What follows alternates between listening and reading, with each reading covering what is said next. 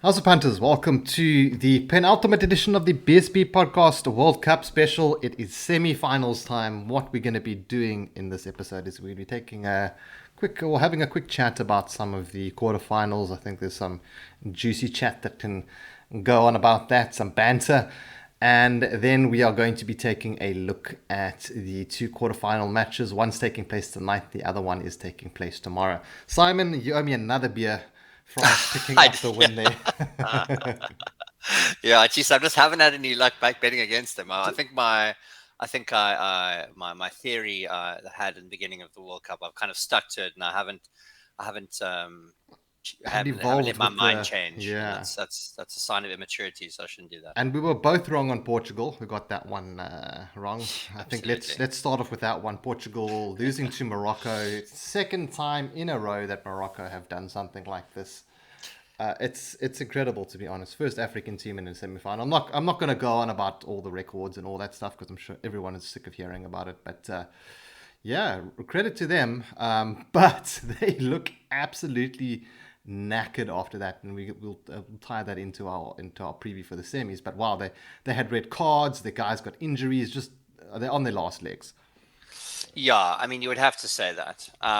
Yeah, as you said, I mean, we couldn't have been more mistaken about this match. This is the one that we pegged as Portugal looking a very nice price at about 1.7, and they even came in a bit more to about 1.65. So, we were definitely with all the punters there, but yeah, we were on the wrong side. And I mean, a great goal from Morocco. I mean, that was actually a sensational first half goal by in Nasri, and that kind of set them up to sort of do what they do best, which is sort of hold on to a narrow lead and right until the end.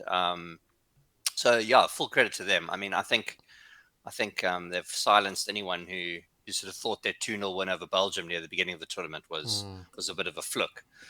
They've certainly proved that they can defend, and obviously, get it going a goal up and then defending is obviously it's a different kind of football game you're playing, especially in knockouts. So yeah, very very very Yeah, very I good mean, I, good I think the performance from game them. went the way I expected it to go.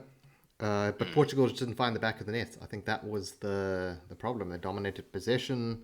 They had plenty. yeah. They had more than enough shots. I think they hit the crossbar as well. Mm, Just really didn't go the way of the Portuguese. And it is sad to see Ronaldo going out, even though I'm not like the biggest fan or anything like that. But I mean, 73% possession, 11 shots, only three on target though. Yeah, lots of free kicks, lots of corners. yeah. Just you couldn't translate any of that into a goal, which was their problem at the end of the day. I think if it had gone to extra time and penalties, they would have taken it. But anyway, enough about that one. Let's go back a day before where we had another big upset. Croatia beating Brazil. Brazil were the heavy favorites for the World Cup, getting knocked out after a very lackluster display against Croatia. Yeah, I mean, goalless after 90 minutes, and then Neymar broke the deadlock in extra time. But then, Petkovic leveling the scores at 1-0 in the dying minute moments of extra time. I mean, that was the 11th minute, I think it was. So yeah, geez, I mean that really kind of obviously then took the wind out of Brazil's sails. But yeah, another, I mean, penalty shootout that just really was terrible from Brazil's perspective. I mean, okay, yeah, the Croatians were flawless flawless, whereas Rodrigo and Marquinhos struggled a bit. But yeah, obviously they didn't even need to force sudden death there to win. So, after Spain flunking their penalties in the first round, it's quite frustrating to see another top side get booted out of the World Cup Hmm. just from a poor penalty performance, really. And But it's kind of the second match that Croatia went to penalties, is looking like a repeat of 2018, going to extra time, winning on penalties, going to yes, extra time, winning on penalties. yeah, absolutely. And it's great to see though that like a defensively minded team really, which you got to kind of consider Yeah, Croatia. You can kind of keep your opposition at arm's length for 120 minutes, which is of course look no mean feat. I mean that's not easy, But then when it comes to penalties, you have like a 50% chance of winning the match, and that's not necessarily the worst strategy in knockout football. So, I think it's paying dividends for them surely, and I think that's kind of the attitude Morocco will probably have going into their semi-final as well, which we'll obviously talk And about in a while. in the last podcast, we had a look at the odds, and Croatia were 34-1 to win the World Cup. Yeah. That was just before the matches. They're now Mm. down to 8.5. Yeah, I mean there were 40s, 45s even at different places. I remember looking early on at them as a long shot. I mean I mean it just shows you that taking a team sort of on the outside at a bigger price is often a much better. Rather than waiting and seeing how a favorite performs and getting an even smaller price, just take a team which is got a realistically not an amazing chance, and take a chance with them. And then we had that dirty game between the Netherlands and Argentina, probably one of maybe my favorite game of the quarters. That Dutch free kick was really something else. Last minute of the Yeah, game. Cheeky absolutely. little. I mean, I've seen a few videos of it being done in the Bundesliga and other places, but Yeah. to do that on the international stage and for it to work out, but not enough. Well, it was enough for them to get the extra time, but it just wasn't enough for them to go all the way. Argentina still Yeah. managed to go through on that one. I mean, Argentina took control of the match, obviously going 2-0 up.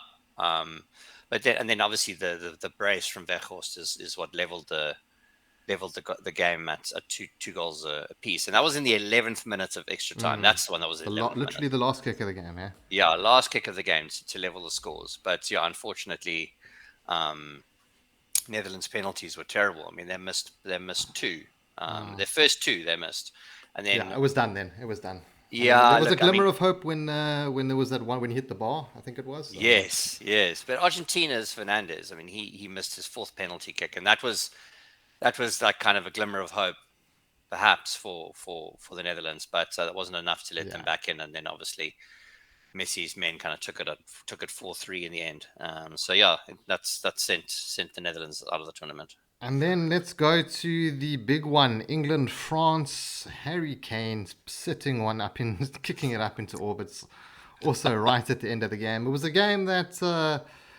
I mean, sure, England can feel hard done by. There's been a lot of complaints about the ref, but to be honest, I think it was pretty fairly officiated. England had two penalties, They did. They did. I and look.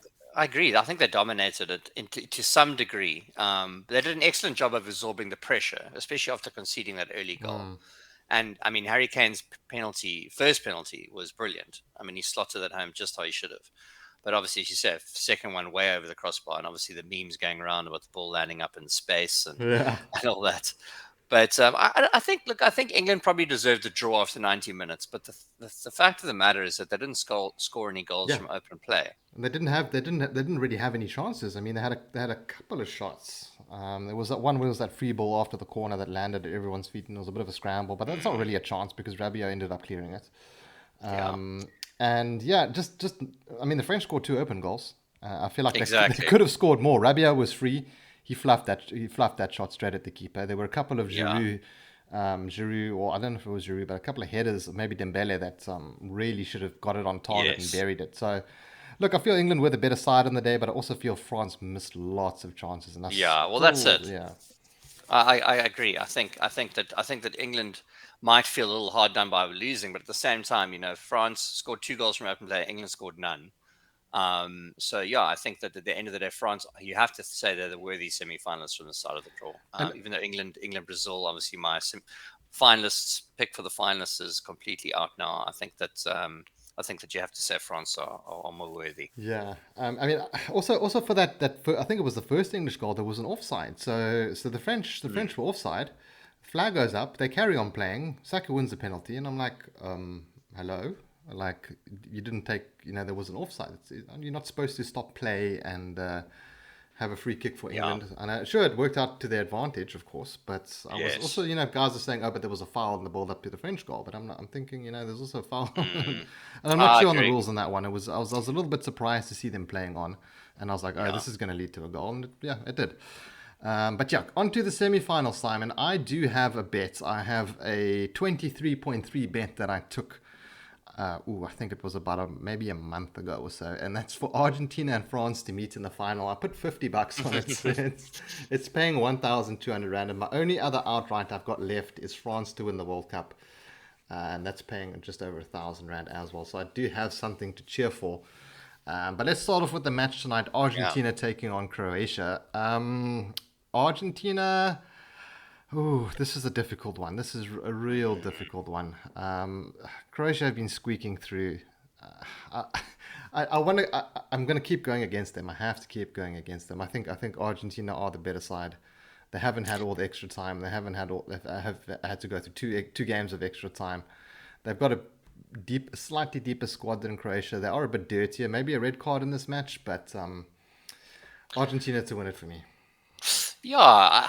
I mean, I suppose some people might say that Croatia kind of been sort of the sleeping giants of the tournament in some way, but I also don't think that they've done much to sort of inspire, especially in the group stages. Mm. But they have been going about their business with, I suppose, some sort of precision and finality in the latter stages. They're both. I mean, if you look at these two teams, though, I mean, they're quite they're pretty even. I mean, both have conceded 3 goals against like a mixed bag of opposition. You know, there've been a couple of poor teams in there as well. I think Croatia faced slightly tougher opposition, but I mean, really, there's not much in it. Mm. But on the face of it, just on the face of it, I'd have to say that the value probably lies in Croatia there, in the Yeah. sense that it's just over even money or there and thereabouts, just under, depending on where you are, what you're betting. So, I mean, I guess the thing is you got to think, okay, well, you obviously can't discount the Messi factor for Argentina and the fact that they have more playmakers on the pitch. But in terms of value, I would say that my lean is with Croatia, but that's strictly based on the odds.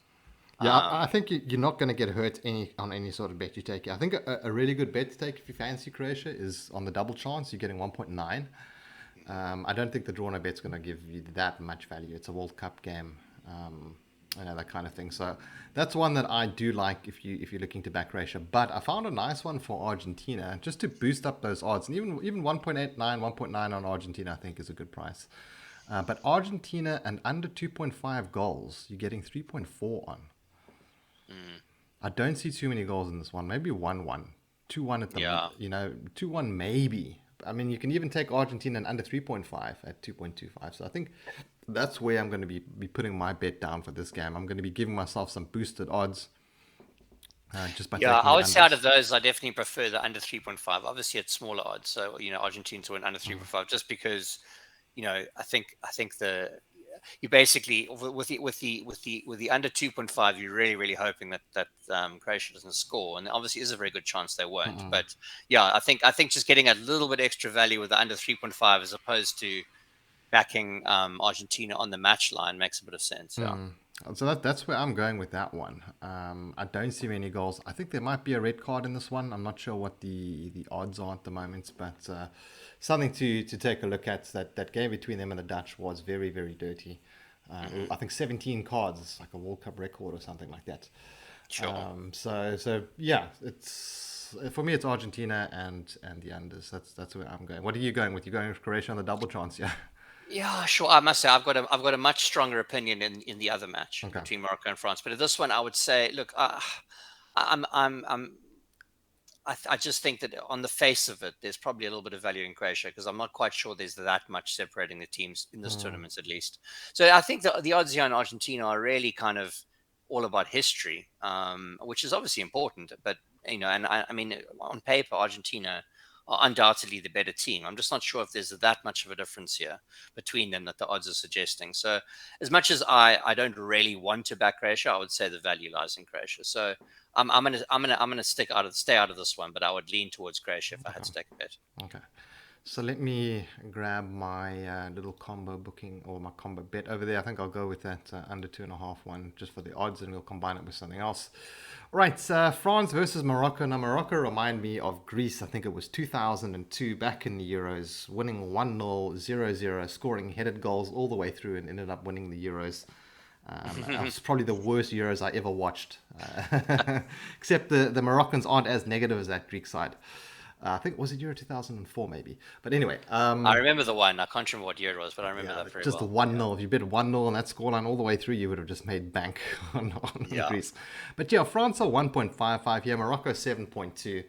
Uh, I'm not going to go into too much analysis here. I think the French are going to have far too much for Morocco, and you said that about Spain, said that about Portugal. You know, all the sides that they've managed to get past, but Mm. they are on their last legs. They really are. It would be amazing for them to pick up a win here. I think it really would. But at 7.2, that's just not an attractive price for me on Morocco. If I can get France at 1.55.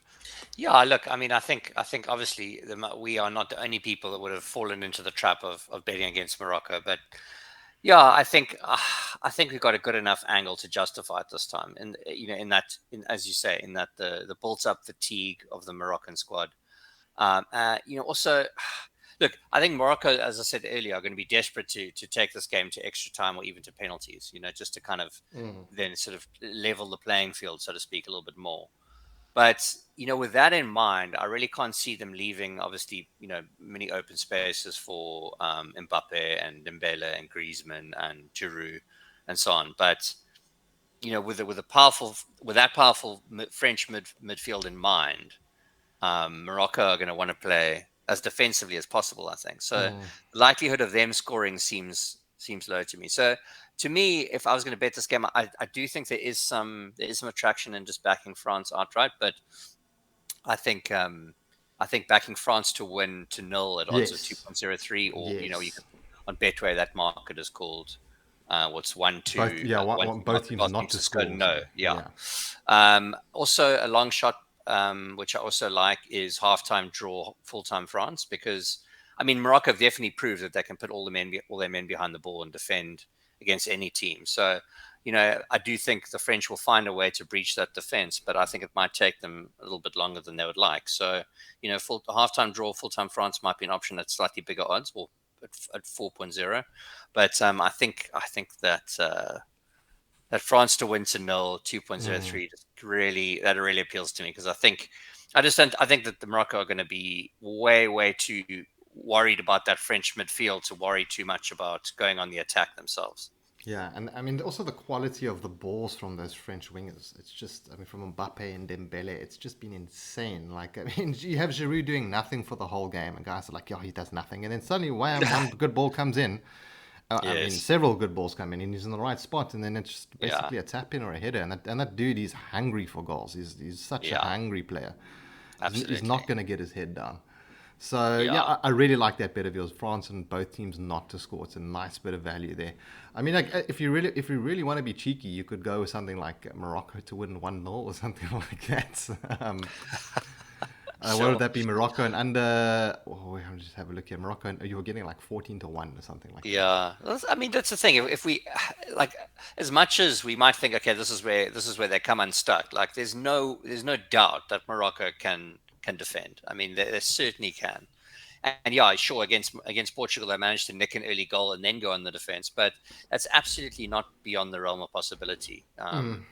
That Morocco take this, but I just think that the French will get through that defense, but it could take a bit of time. And yeah, so a win to nil, or a slow start for France with ending in a win, I think is the way to go. And both odds against bets I like. Yeah, I mean, the thing is, France aren't Spain and they aren't Portugal. You know, I know that's obvious, but they're that step up in quality. And you look at where they've gotten in the World Cup so far, and where they were in the last World Cup, and even before that, like they're a much better. If they were playing Spain or they were playing Portugal, I would be taking France as well. Mm, And I just don't think Morocco are going to be able to handle them. I mean, geez, I'd so love to be wrong on this one, mm, but I think this is probably going to be quite a one-sided game. I don't think it's going to have too many goals in it, because of the way Morocco set up, as you mentioned. yeah, yeah. But I do think, I mean, you can even take a French handicap on this one. Not that I recommend that, but that's where I'm kind of seeing this one going.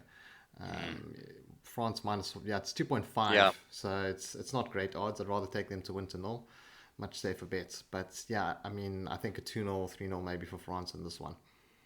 Yeah, sure. I mean, if this one goes to penalties, oh my Yeah, word! if I this one goes just, to penalties, then good luck to Morocco. Hopefully they yeah, can absolutely. pick it up, and Yeah, I'll be going against them in the final again. It's yeah, you know, yeah. I think. Yeah, I think we're going to see an Argentina-France final. I think Mm, that's probably the most likely outcome. So sure. what's your bet of the week, Simon? France to win and both teams not to score. Yes, yeah. So either same market, France to win to nil, or France to win and both teams not to score 2.03 Betway. You can maybe get better odds somewhere else, but that's definitely going to be my bets of the semifinals. I'm gonna go with with the one that you've now convinced me on, Argentina and under 3.5 as opposed to Mm, the 2.5, and I put that mm, in a double with your both teams not to score and France to win. I'm sticking $100 on it. That's going to return 468 rand. So pretty mm. juicy odds at 4.57. Not going to get too hurt at those odds, and I think those are two really solid bets, to be honest. Yeah, yeah. If these matches go to penalties or extra time, then that's another story. I almost think the only way that France winning to nil loses is it turns into this like Slugfest. shootout that we just least expect, and it ends up a game like that 4-2 or something to France, or 5-1, Mm. or I mean that would be really bizarre, and I just don't see that happening. But that to me is the only way that France concede here, is that it turns into a shootout. And I just can't imagine this game turning into a Or the shootout. French defenders lose their mind again. I mean, just Yeah, like both those penalties that they gave to England were just absolute gifts. That second one, yeah, there was zero reason to barge the guy over like that. It yes, was just exactly. absolutely mindless. It's Mason Mount. He's getting nowhere near the ball, Yeah. and you shoulder charge him and knock him over. It's just idiotic. Even in the first one against Saka, I mean, he's dancing around the edge of the box. There's no need to go in for a tackle like that. Yeah, Just absolutely. just absolutely mindless. But anyway, so that's where we're going, guys. We're going with I'm going with Argentina to win under 3.5. Simon's going with France to win and not concede against Morocco. And we'll be back on probably on Friday, I think, because the World Cup finals on Sunday That's right. Yeah. at 5 o'clock. Thank God. Yeah, nice early kickoff. It's fantastic. So even Yeah. if we get all the extra time and the penalties in the world, be over before 9 o'clock. Yeah, I just that 9 o'clock has just been terrible. They should have made both these semi-finals 5 o'clock, and I guess South Africans aren't quite home from work and all of that. But I mean, not really about Yeah. us. But 9 o'clock is, I mean, it's a strange time, even in the UK and all of that. It's also a little bit late, Europe, all of that. Mm, But I think the 5 o'clock kickoff's going to be great. You can actually go down to a pub and have some beers and not have to worry about getting home after 12. exactly. Unless your side wins and you celebrate. But but yeah, guys, that's where we're going to call it. We'll catch you in the next episode, which is going to be a look at the final, which we think is going to be, well, I think it's going to be France and Argentina. Simon, what do you reckon? I mean, look, I would have to say that Argentina have got a better chance of winning. I mean, it's that simple. But I do think that I'm not quite sure those odds are right. I just think that on the face of it, there's a bit of value in Croatia. Something's I don't want to back them, but to me, there's not enough in this tournament to justify Croatia being quite that price. But I still don't want to back them. I'd much rather back France. Yeah. Yeah. Right. Well, that's what we're going to call it, guys. Thanks for tuning in, and we'll catch you in the next one. Have a good one.